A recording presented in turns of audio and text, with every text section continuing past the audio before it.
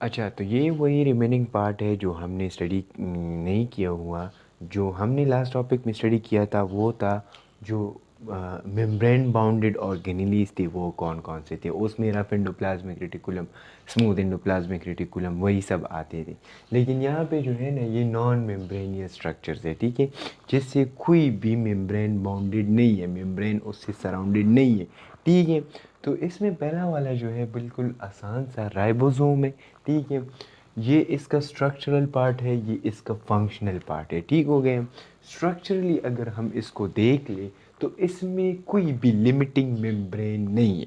Limiting membrane का मतलब ये है कि यहाँ पे अगर आप देख ले तो ये डॉट लाइक स्ट्रक्चर है, लेकिन इसके सराउंडेड कोई भी ऐसी मेम्ब्रेन नहीं है, ठीक हो गया। तो ये विदाउट लिमिटिंग मेम्ब्रेन है और it is a granular and small dot like structure. ये ग्रेन्यूल की तरह है और ये स्मॉल डॉट स्ट्रक्चर्स की तरह है, ठीक है। 35% इसमें प्रोटीन्स प्रेजेंट है और 65% इसमें आरएनए है। अगर हम इसकी स्ट्रक्चरली देख रहे हैं, ठीक है, तो यहाँ पे हमारे पास 35% प्रोटीन है और 65% हमारे पास क्या है, आरएनए है। इस आरएनए को हम क्या कहते हैं, इस आरएनए को हम राइबोसोमल आरएनए कहते हैं, ठीक है। राइबोसोमल आरएनए क्योंकि it is attached to the ribosome. अब इसके दो पार्ट्स है। टाइप जो है ना हमने स्टडी किया था जो मेम्ब्रेन बाउंडेड में एंडोप्लाज्मिक रेटिकुलम था और रफ एंडोप्लाज्मिक रेटिकुलम, तो वहाँ पे भी राइबोसोम्स अटैच थे। Those ribosomes attached to the rough endoplasmic reticulum are called rough endoplasmic reticulum ribosomes, ठीक है। और वो राइबोसोम जो फ्रीली साइटोप्लाज्म में मूव कर रहे हैं, अगर आप यहाँ पे देख ले ये न्यूक्लियस हो गया, ठीक है। ये हमारे पास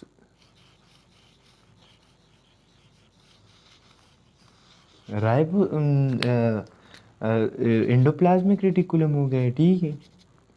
तो ये इस राइबोसोम्स को हम क्या कहेंगे, इस राइबोसोम्स को हम कहेंगे ribosomes of rough endoplasmic reticulum. लेकिन अगर हम यहाँ पे देख ले वही सेल है, ठीक है, और इसमें हमारे पास वही एंडोप्लाज्मिक रेटिकुलम यहाँ पे प्रेजेंट है, गोल्गी apparatus है, ठीक है।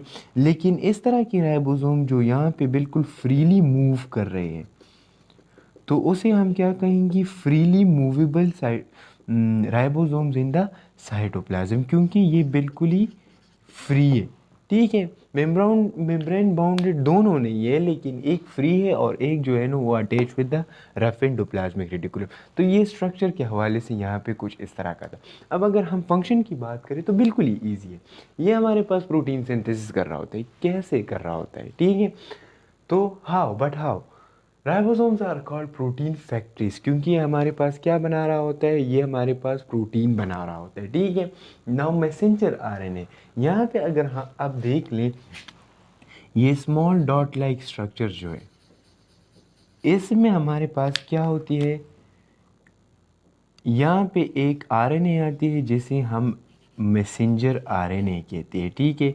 मैसेंजर आरएनए, ये मैसेंजर आरएनए जो है ना इसमें हमारे पास स्पेसिफिक जेनेटिक कोड होता है और ये स्पेसिफिक जेनेटिक जो कोड है ना ये कहाँ से वो लेकर आता है, वो हमारे पास आता है न्यूक्लियस से, ठीक है। तो न्यूक्लियस मैसेंजर आरएनए को एक ऑर्डर दे देता है कि तुम ये जेनेटिक कोड जो हो ना for protein for protein synthesis ये लेकर जाओ और राइबोसोम्स को कह दो कि तुम प्रोटीन सिंथेसिस को स्टार्ट करो, ठीक है। तो यहाँ पे हमने जो बात लिखी हुई है कि messenger RNA carries a specific genetic code from a nucleus to the ribosomes for protein synthesis. एक स्पेसिफिक जेनेटिक कोड आकर वहाँ पे राइबोसोम्स को ये बता देता है कि क्या कर लो, तुम प्रोटीन सिंथेसिस यहाँ पे स्टार्ट कर लो, ठीक है। नाउ इसमें जो डिफरेंस है फंक्शनल वाइज वो ये है कि रफ एंडोप्लाज्मिक रेटिकुलम कौन से प्रोटीन्स को बना देता है और जो फ्री राइबोसोम्स है वो कौन कौन से प्रोटीन बना रहे हैं, ठीक है। तो यहाँ पे अगर हम देख ले those ribosomes which are attached to the rough endoplasmic reticulum, वो हमारे पास enzymatic proteins, hormonal proteins, lysosomal proteins and cell membrane के लिए जो प्रोटीन्स बने हुए होते हैं वो कौन बना रहा होता है, वो रफ एंडोप्लाज्मिक रेटिकुलम। यहाँ से एमसीक्यूज भी आ सकती है कि what is the difference between rough endoplasmic reticulum ribosomes and what is the difference between free ribosomes. तो दो डिफरेंस है। एक डिफरेंस हमारे पास तो स्ट्रक्चरली है कि एक फ्रीली मूव कर रहा है और एक राइबोसोम एंडोप्लाज्मिक रेटिकुलम के ऊपर यहाँ पे अटैच है, एक फ़र्क होगा। और दूसरा जो डिफरेंस है वो एंजाइम प्रोडक्शन के हवाले से। ये हमारे पास enzymatic hormonal ribosome and cell membrane के लिए बना रहा है, और जो फ्री राइबोसोम्स है वो हमारे पास synthesis of protein in the peroxisomes, haemoglobin and mitochondria.